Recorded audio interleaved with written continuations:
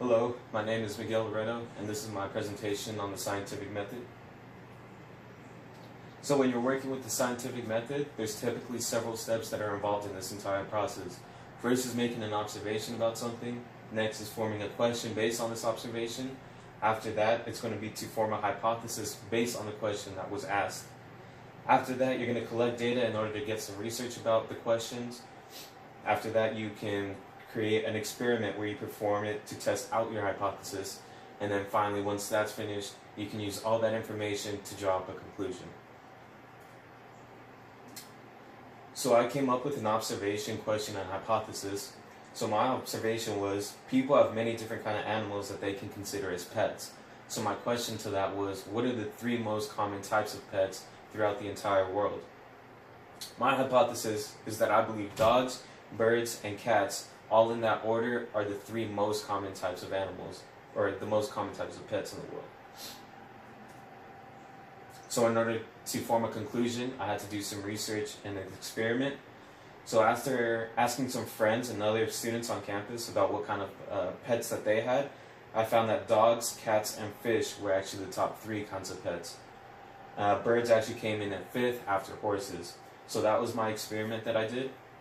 After doing some research, I found that the most common pets in the world are actually freshwater fish, with about 142 million of them being used as pets, followed by cats at 88.3 million and dogs at 74.8 million.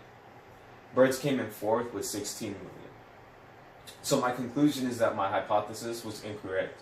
Although dogs and cats were both among the top 3 most common types of pets, I was incorrect because the birds actually did not even make that list.